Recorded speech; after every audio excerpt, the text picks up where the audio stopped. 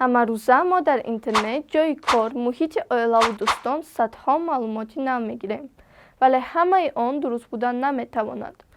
مثلا در اینترنت خبر را میبینید و در حال با آن باور کرده لایک میگذارید یا اینکه در شهر فکر خود را عاید به آن مینویسید. دیرتر معلوم میشد که آن خبر نادرست یا فیک است. اما الکی حالت اموشنالی ما تغییر یافته و به سنجش و تحلیل و کنش نشان دادیم. حتی درباره عاقبت آن فکر نکردیم.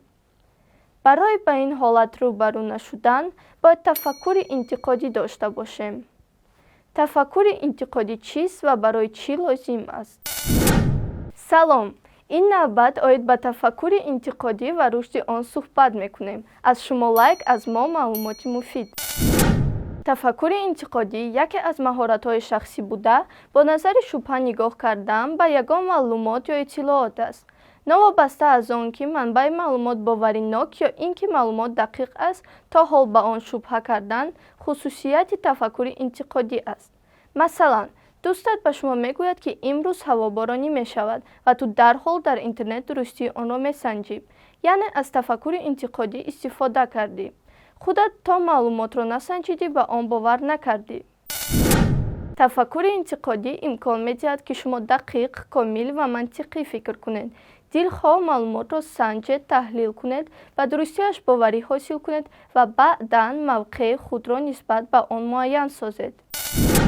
چگونه تفکر انتقادی را در خود انکشاف دهیم؟ یکم، زود باور نباشید. همیشه به درستی معلومات شبهه کنید. دوم، عاید به هر معلوماتی دسترس گردیده سوال دهید. سوم، به اندک معلومات قانع نکنید. کنجکاو باشید. چهارم، معلومات را تحلیل کرده سپس خلاصه برآورید. پنجم، سنجیدن معلومات آسان است. می توانید از دیگر منبع پرسید یا در اینترنت جستجو کنید.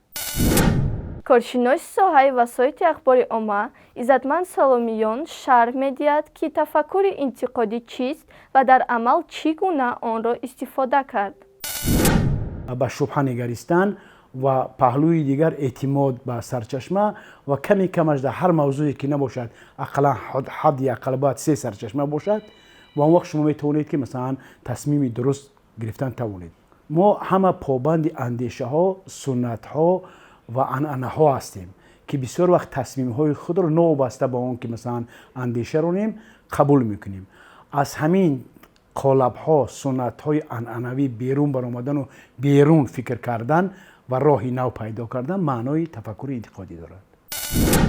بیایید با یک بازی جالب میسنجیم که تفکر انتقادی شما در کدام سطح است و فکر شما این ظرف تا نصف آب دارد یا نصف ظرف خالی است. درست و منطقی فکر کنید و جواب خود را در شرح نویسید. جواب دیگران را نیز سنجید. لایک گذاشتن و ابونه شدن را فراموش نکنید. تا نشر دیگر، خیر.